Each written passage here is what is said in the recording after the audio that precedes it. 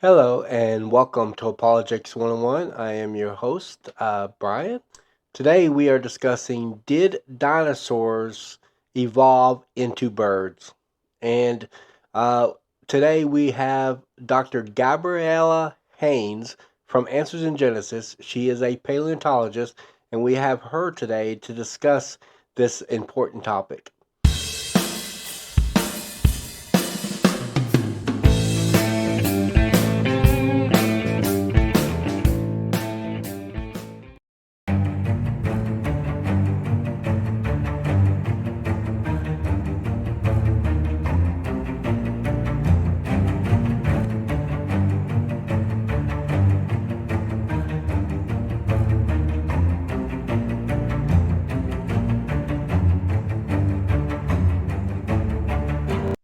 All right, we're here today with Dr.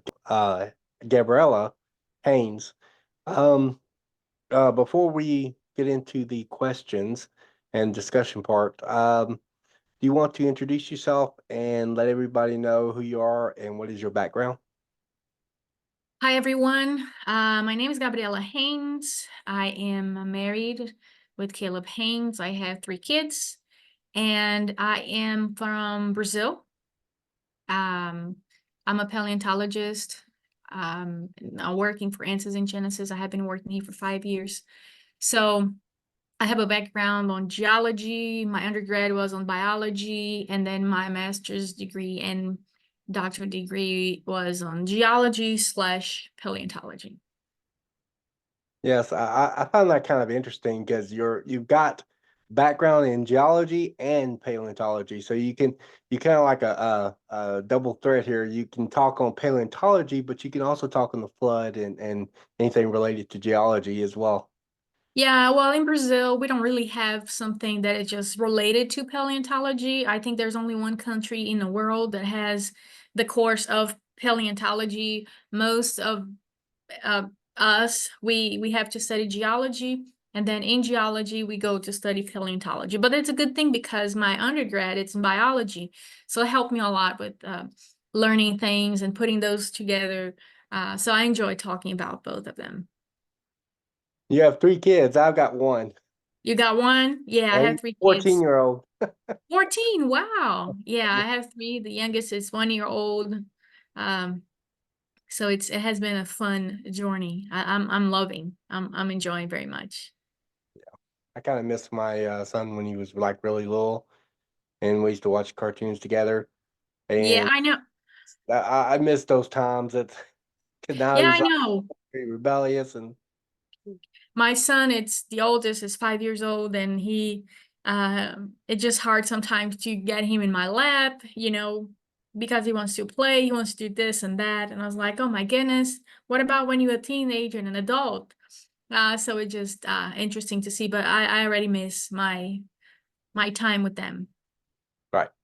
So yeah, you got a degree in paleontology and in geology, and I was actually listening to a podcast where you were on Creation Today with Eric Hovind, and you Hmm. actually talked a little bit about your background. You said that was you raised as a Christian, am I understanding that correctly? And then you kind of moved away from the faith because of evolutionary views. Yes, that's correct. Yeah, I was raised Christian, but I went to college to study biology. I got bombarded with a lot of evolutionary ideas, and I started really strong in my faith, but it went downhill because I didn't really have the answers that I need, and that kind of helped me to together with my rebellion, sinful nature of walking away from God and church. Yes. I think it's important for people to understand that now I am a Christian and creationist. Oh yeah, I went back to God in Christ, and it was a creation scientist that God used to bring me back to Him. right. That's awesome. That you did find out that science actually does confirm what we believe. Mhm. Yes. It's not like butting heads the way that a lot of times secularists would frame it, like these two are against each other or something. Yeah, and today, because I have had a learning, and teaching on evolution, I can see right away that they are the ones that don't have answers, and their answers are not reasonable at all. So it's just very important to see this difference. And some people believe, oh, you're creationist because you never study evolution, and they feel sorry about you. When I had a conversation like that with someone, and I said, well, wait a minute, I'm creationist and I'm Christian, but my whole study, my whole life study was on evolution. I study, I actually learned about evolution when I was around 8, 9 years old in my school, and I'm 39. So I have been studying, hearing, and learning about evolution for at least 30 years. And, it's not because I don't know about evolution, it's because I know about evolution that it just makes me have those ideas, those thoughts. They don't have answers because their answers are very unreasonable. Does but in Brazil, is evolution a big idea? It is. It is. Yes, it's a big idea. I would say that it's bigger than here, maybe.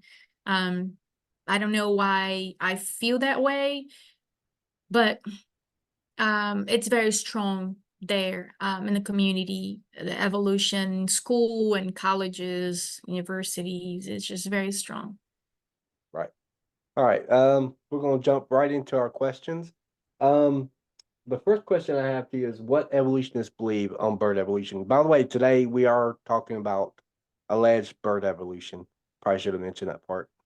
But we are talking about alleged bird evolution, supposed ancestry between dinosaurs and birds. Allegedly, they shared a common ancestor. Birds supposedly evolved from what they call theropod dinosaurs. And so, uh, what exactly is their position on that and their beliefs? And I know that in I read your peer review paper on this in Answers Research Journal, and you talk a lot about how they redefine how they define these terms based on what they believe ancestry is. You called it cladistics. Correct. Well, we have to go back to Darwin, and we have to go back to the whole history.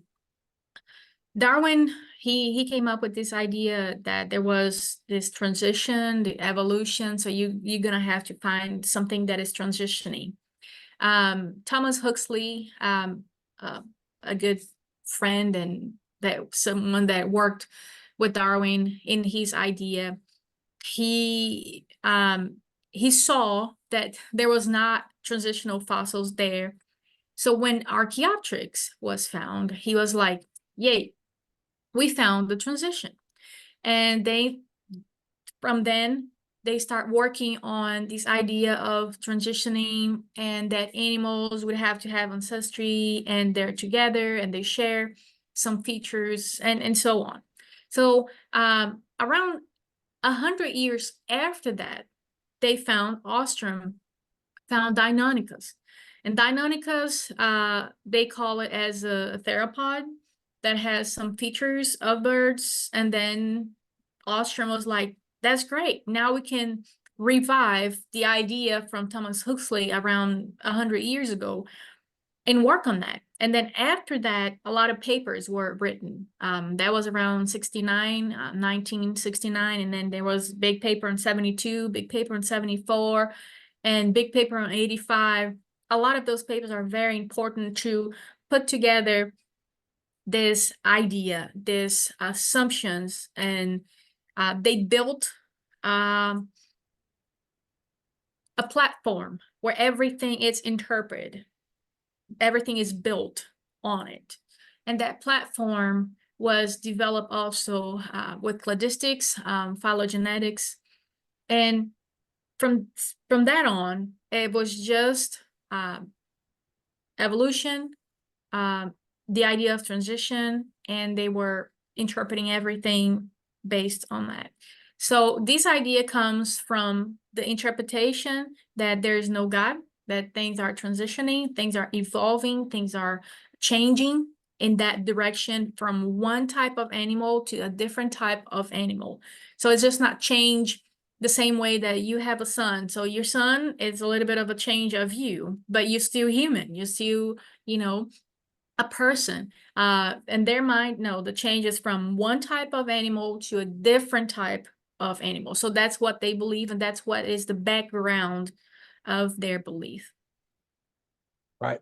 If you don't mind, could you give a definition, a specific definition of cladistics? Yeah. Well, cladistics, it's a very it's a way of seeing the world uh through evolution and checking, because for example, I'm going to give you an example to make it clear. So you see two types of animals and you see that they share some features. Because they share some features, they're going to put numbers in those features. They're going to put those numbers together, run in a software, and that software is going to say, because they have those features, and you put the number that those features mean the same thing, those two animals, they're related. So cladistics, it's using evolution, numbers to qualify the feature and running through a software. It's important to say that those software, they're built with the assumption of ancestry, with the assumption of evolution, with the assumptions that features share means relationship. In the worldview, the creation worldview, features shared mean same designer. So we have the same animals, we have the same features, we have the same, we're looking at the same thing. We're looking at those animals, they share features. But we are interpreting differently, not only different, but the opposite, totally the opposite. One says they're related, they have a relationship. And in the creation worldview, the biblical worldview, it's like they share those features because they were designed but the same by God, the same designer. So that's basically what cladistics do. They run things, information with the evolutionary ideas and put them in a software that gives them the result, which is a fallacy because they put in the system what they want the system to give them. Yeah, I was going to ask you about that. That you in your paper you referenced it as a circular argument. Essentially, they are, and I've actually seen evolutionists actually use this, the way they classify these things and the way they group them, and then use that as reason to support evolutionary ideas. And it's like they Exactly. come up with, yeah, they come up with that because of their beliefs on evolution. So all Yeah. right. That was awesome. By the way, I was very impressed with your paper. I should have mentioned that earlier. It was a really, really good paper. I know that Marcus Ross and a few others responded to it, and then you gave written another response to it. I'm actually reading through the response now. Oh yeah. Yeah, it's a long one. It's a long one, and you have to check the appendix too, because in the paper, the response that Dr. McLean and his colleagues wrote, he mentioned that I didn't give enough information about the mistakes and the problems and the errors with cladistics, and then I wrote 22 pages of examples of that. So don't miss the appendix. You're gonna enjoy that. I believe so. Yeah, and they, of course they misrepresented your arguments a lot and took you out of context a lot too. If I Mhm. understood, what I read so far of your response to that. Yes, Okay. Uh, that's what I present in the paper. Yeah. um, have they found fossilized? Wait a minute. We almost skipped a really important question. Okay. You mentioned Archaeopteryx. And is it that a lot of evolutionists will classify that as a transitional form between birds and dinosaurs? And I know there have been some other examples too, but Archaeopteryx is probably the most famous out of them. Yeah. Well, Archaeopteryx can be three things, which is funny. It can be a bird.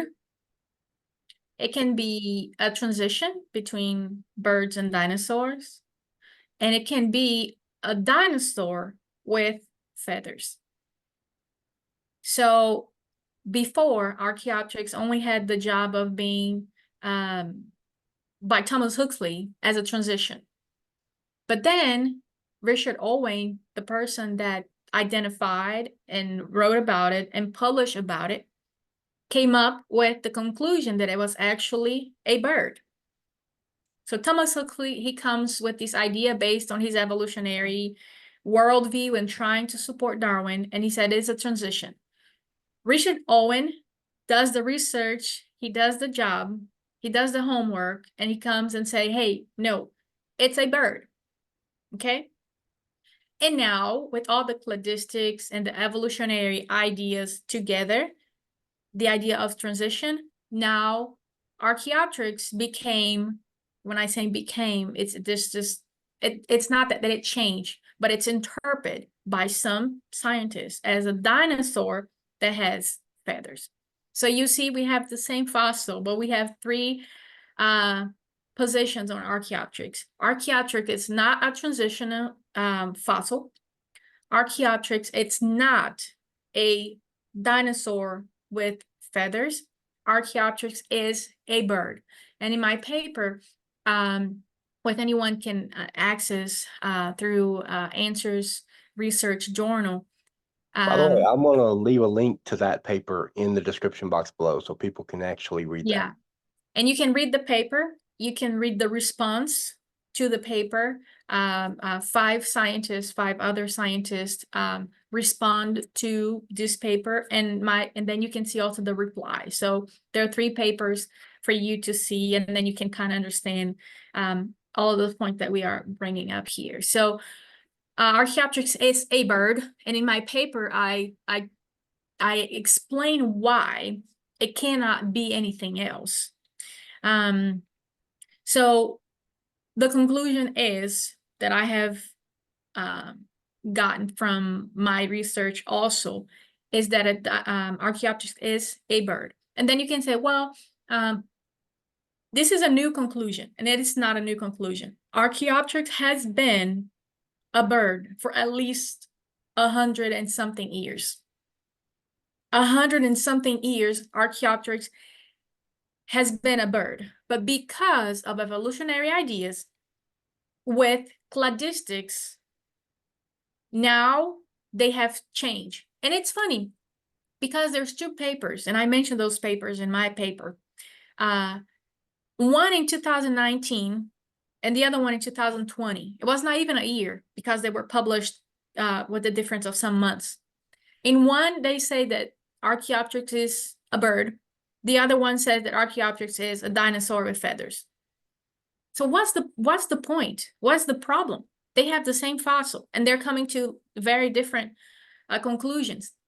It's just because they're using the wrong method. And then Archaeopteryx just flying on dinosaur feathers and bird, dinosaur feathers and birds. And that has been the situation right now. But if you look at the details with Archaeopteryx, you're just going to see it's a bird. It's a different bird if we compare with the birds that we have today, but it's still a bird.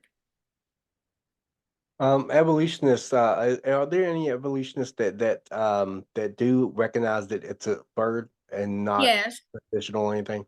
yes. There's an ornithologist, someone that actually studied birds, Dr. Alan Fiducia. And there's others also, but Alan Fiducia is one of the main ones. And he believes that Archaeopteryx is a bird, and he also believes that some of the groups that they're calling the feathered dinosaurs, they're actually birds. Um, there are certain details that are about Archaeopteryx that some people try to point to, like claws on the wings, teeth. In your paper, and I think it may be in another source. I can't remember what it was, but you referenced the extinct. I know it was in your paper. Extinct birds that actually had teeth. Is that correct? That's correct. Yes, that's correct. They had teeth, the claws, the birds too today have claws. If you get the big group of birds, you're gonna see that most of them, most of them, they have claws in their wings. So it's not a problem at all I have to for, ask this real quick. Have you heard about that experiment where they regrow the teeth of a chicken or something like that? I think it's a chicken. yeah, I heard about it. I haven't done any study on it. But all that would just mean is that there was dormant genes. I had read an article on it and answers it Hmm. tests, but it just means that there's a dormant gene in chicken. Yeah. Birds used to have teeth. Now the teeth in the Archaeopteryx, my understanding is that it's different. Theropod dinosaurs' teeth were serrated like a steak knife, Hmm. whereas the Archaeopteryx is more what like dull, bowed, or something like that. Hmm. Well, but there's some other like Microraptor that you're gonna see that feature also. It's important to point out, and then I want to bring that up right now because of the terms that we're using.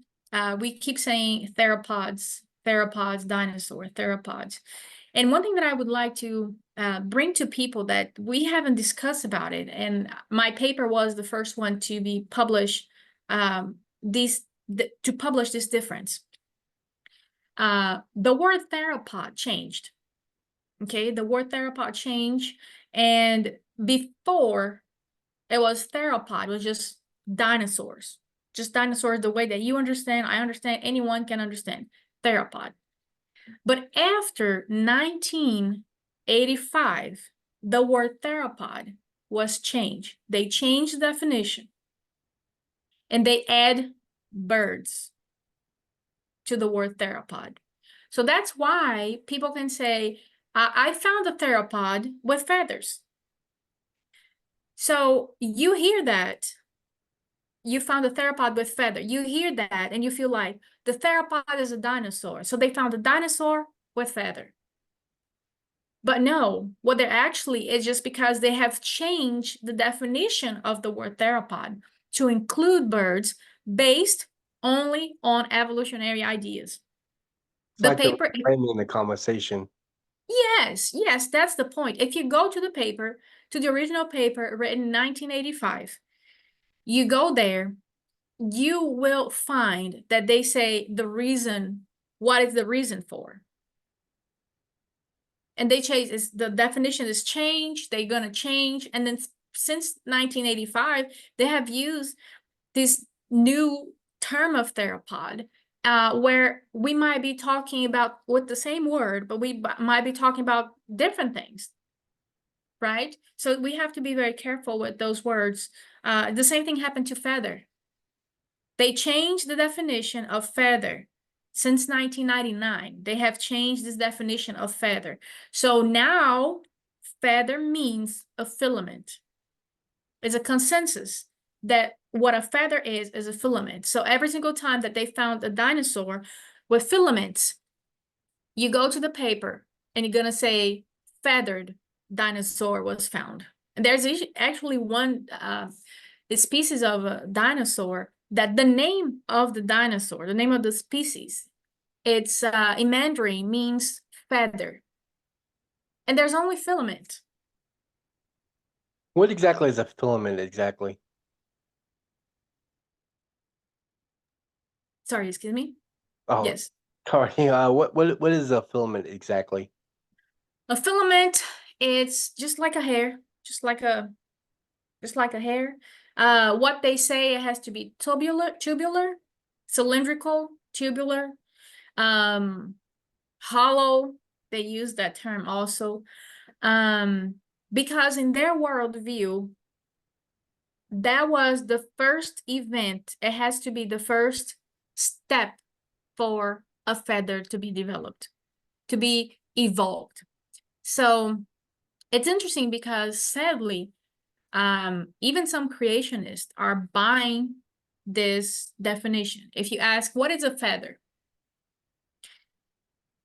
Some creationists are responding like that. It's a cylindrical, tubular, that has a cylindrical and tubular feature. Okay, so why are they using that? The paper in 2009 explains why.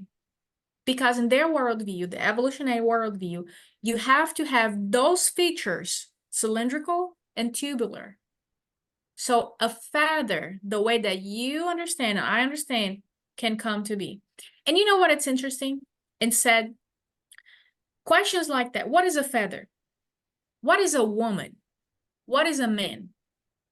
Things that we already know what it is, right? Because if you say, if I have my kids and I say, go get a feather to me, they're not going to look for a hair on the floor. They're going to go to the yard and try to find a feather because they know what a feather is, right? Right. If I say, hey, go talk to that man, they're not going to go to a woman because they know what a man is. So we are asking questions, we are kind of asking questions that are just like the same secular worldview, woke worldview has been also applied to the scientific worldview, changing the terms, not making sense of the things that we already know what it is, and questioning. And there's a paper also by a creationist that even question, what is a reptile? What is a bird? It's interesting because this type of questioning never came before. It has only come because of logistics, because of the influence of evolutionary ideas. So we have to be careful. We have to be careful and always look back, okay, this idea, where did this idea come from? Go back and check where they come from because it's going to tell you a story and you're going to know it's because of evolutionary influences. Right. And you also answered my next question on have they found any fossilized feathers? Then that would be it. They automatically assume that they're finding a fossilized feather when they see any kind of uh, Filament? filament. Yes, If they find any kind of filament, and then they automatically jump to the conclusion that they found a feathered dinosaur, when in reality, all they did was found a dinosaur with a filament or half filament on there. Now, right. this does lead me to my next question. Some dinosaurs have been found with beta keratin, and some people have argued that that because beta carotene exists in lizards. Of course, I think there's like two different kinds of keratin. I think it's like beta, is it alpha and beta? And then the Correct. alpha keratin is like what's on your fingertips, and then beta keratin is like what is inside birds and reptiles. And so they find beta keratin. They assume that this proves that that it had feathers at one point or another. Can you explain that? And is that true? Well, it doesn't prove anything because the beta keratin you find in birds, yes. And you also find in reptilian tissue. So when you find a fossil and you find beta keratin, you cannot say, oh, this is a feather. It has feathers. No, because it could be just the skin, just the scales, for example, of the dinosaur. So it doesn't prove anything. And the other point that I have to bring up here is heat and water.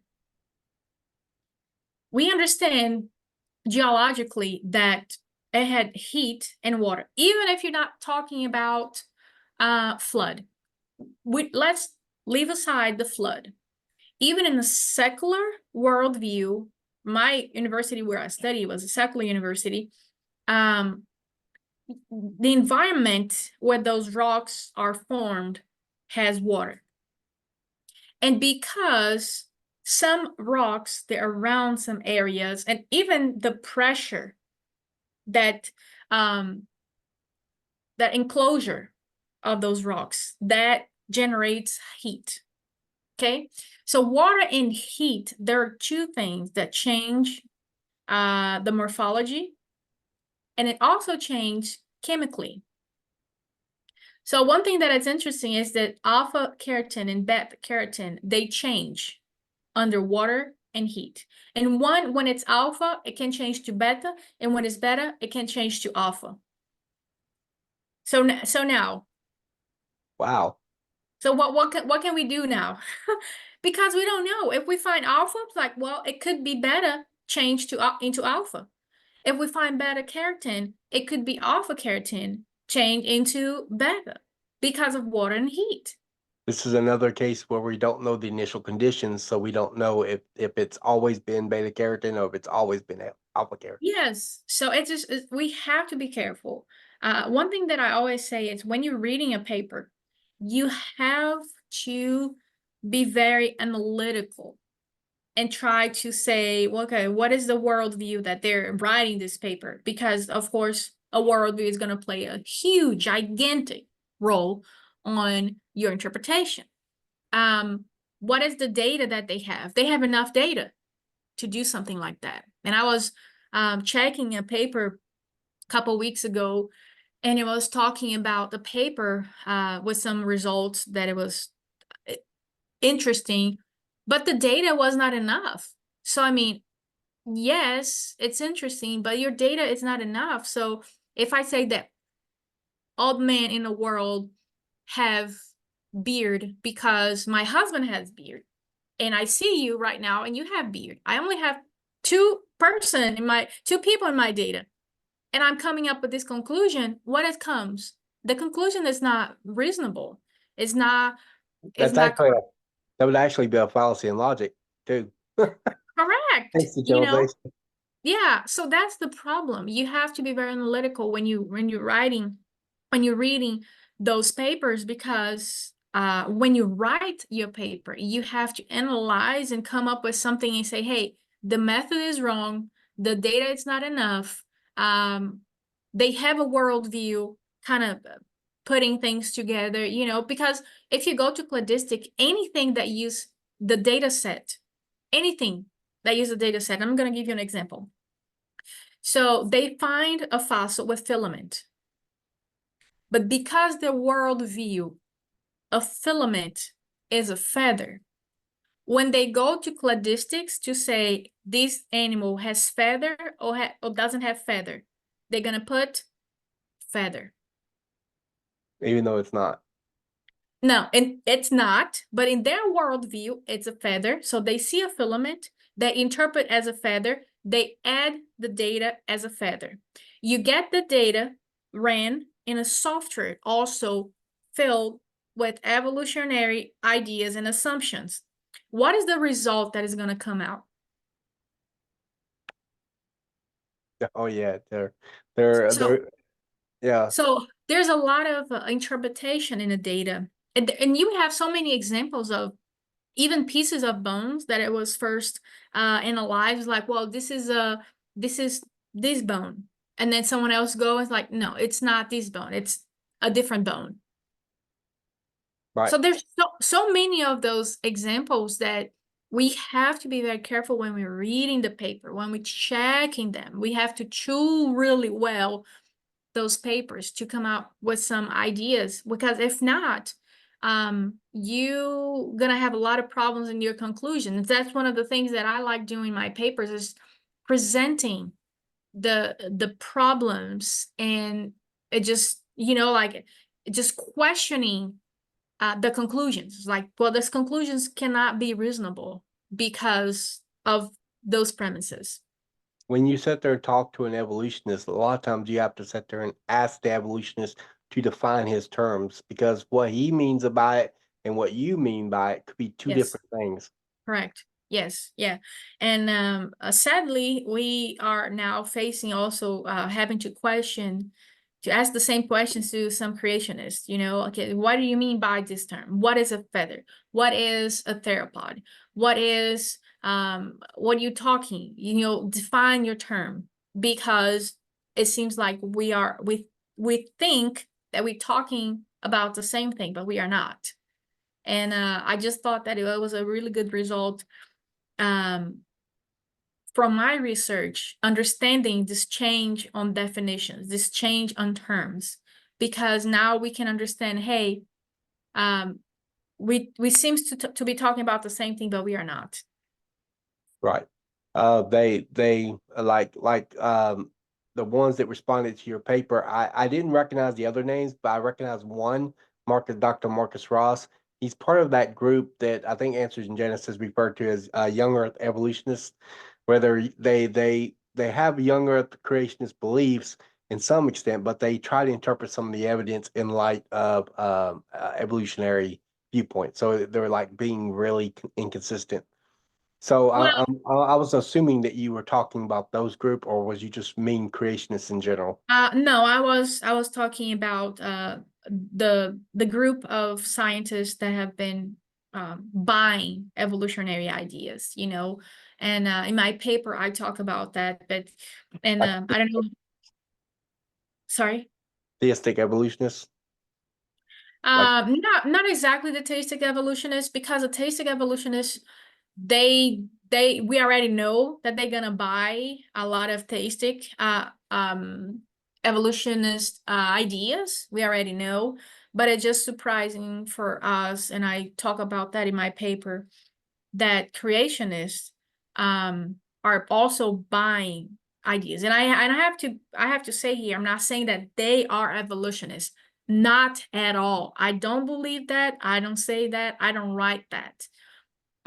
But yes, I understand that they are buying some of those ideas. They are believing those ideas at some point, because they're using their terminology, they're using their definition, they're using their terms in the discussion. And I don't know how much you have gone through my paper, but I question that. It's like, well, if you don't know what this term mean, you shouldn't be using. If you know why you're using in the creation discussion, because you shouldn't, right? So I question some of those things, because it's very important. It's very important for us to be aware of those changes, to be careful with those changes. And when I say to be careful, I'm including myself to be careful, because we're reading papers all the time, and we have to be very careful if we are not buying pieces of their ideas and bringing to the creation discussion. right. Um, uh, the next question you pretty much already answered on worldviews.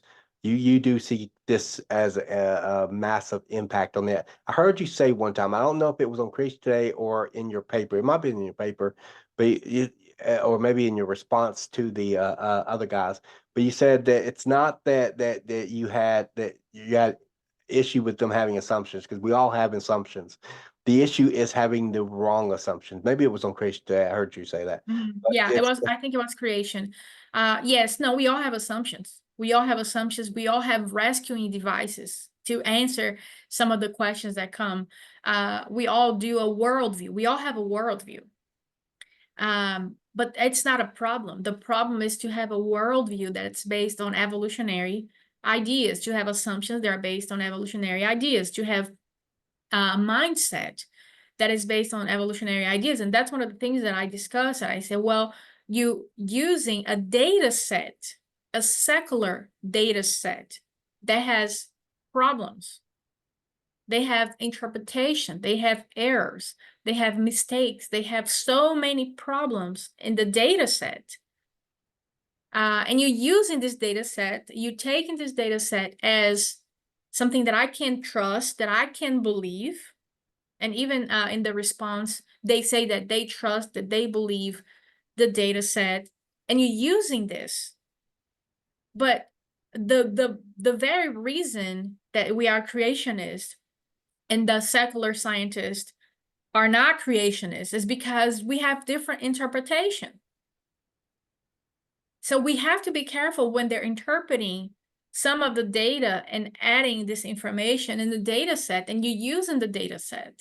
So it's just very hard to not have issues in the conclusion, because you're using the data set with the interpretation, the assumptions, evolutionary interpretation, and you want that conclusion to be reasonable with the creation model. It won't. It right. won't. Be it if you have the wrong assumptions, then you're going to have the wrong conclusions at the end. Yeah, wrong concept. Your starting position is incorrect. Then you're Yeah, going to have the wrong conclusion at the end. that is So true. and a lot of their assumptions are circular. They just kind of argue in a circle. They assume the position first and then use that to prove their position. Yeah. But It's a time is, challenge. well, I was going to say time has escaped us. It's already a little bit past. Um, uh, do you have a final word to say to everybody on this, addressing this issue?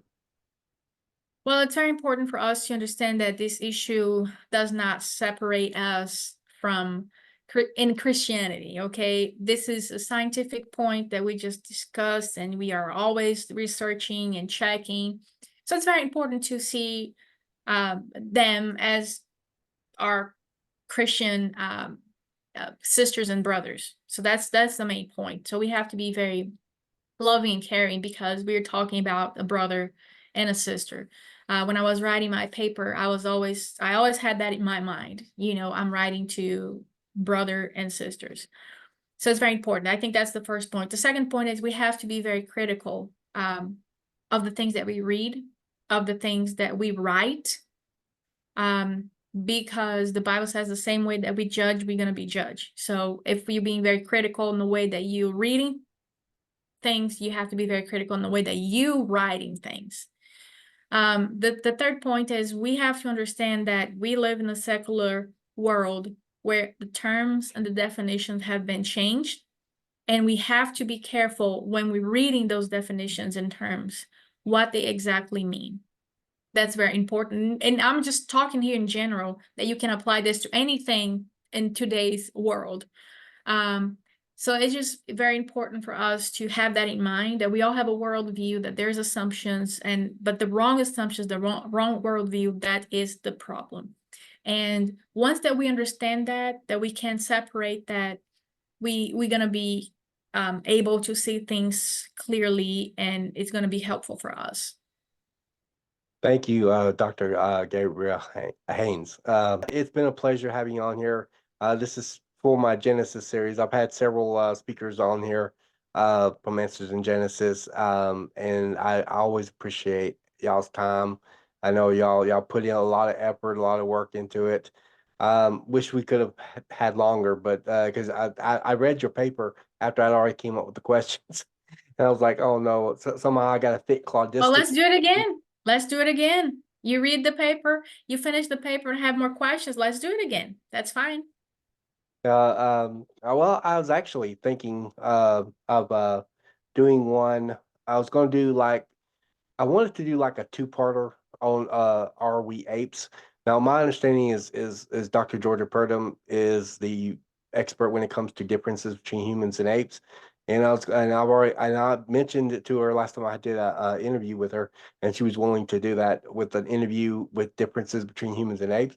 And I thought maybe part two, if you're willing to do it, a part two could be on cladistics, specifically on defining terms and that sort of thing, where they how they classify these things and assume their evolutionary bias. Yeah. If you don't mind doing something like that. Yeah, no, it'd be nice. And also, after you read my paper, you're gonna have some other questions and we can discuss on because I talk a lot about cladistics in my paper and some of the background of the cladistic, what cladistics is and how it's applied. So yeah, let's do it again. Awesome. I can't wait. All right. Thank you. I appreciate your time. All right. See you next time. And thank you again, Dr. Haynes. Thank you very much for the opportunity. God bless you. Bye-bye. Well, that's it for today. Thank you for tuning in. And hopefully, maybe we'll see more of Dr. Gabriela Haynes. I would love to have her on again to do because I've been thinking about doing like a two-parter between like Are You Apes? It's going to be like part of the Genesis series, but it's going to be like maybe like chapter one, chapter two, or something like that. But I was hoping to do one, the first part with Dr. Georgia Purdom, where she talks about uh, the differences. She'll talk about the genetic differences between us and apes, obviously, and then of course with part two, it will deal with the way in which we classify these things, the way evolutionists do, and concerning cladistics and how much their evolutionary bias impacts how they are categorizing these things, and also some logical difficulties and things like that.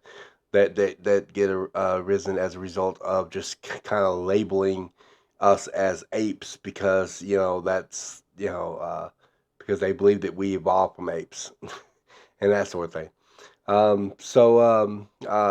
We'll have more of that probably eventually on the Genesis series.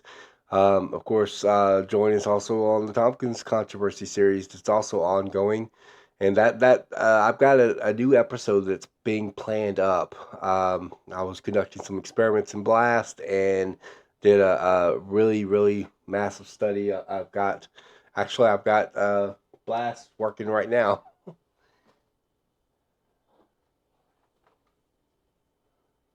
on my other computer here. I don't know if you can see it really well, but Blast is working on that too. So you can see that I am actually working on an experiment here on Blast, actually. This experiment, though, might not be ready by the time I actually drop that next episode. Also coming up, another episode of the Genesis series. And this is going to be with Donnie Badinsky from Standing for Truth on ERVs. I can't wait for that interview. I have that interview tomorrow, following my interview for Dr. Haynes, and so you'll see me. Uh, uh, we'll be in that discussion on ERVs shortly following. Hopefully, I'll have that uploaded shortly after have this one uploaded. And I know that we didn't have a long interview today and a long discussion, a long video, but that's okay. Some of my supporters actually like short videos, so I'm sure they'll appreciate this. Let me know what you think in the comments. Also, don't forget to subscribe to my channel, like the video.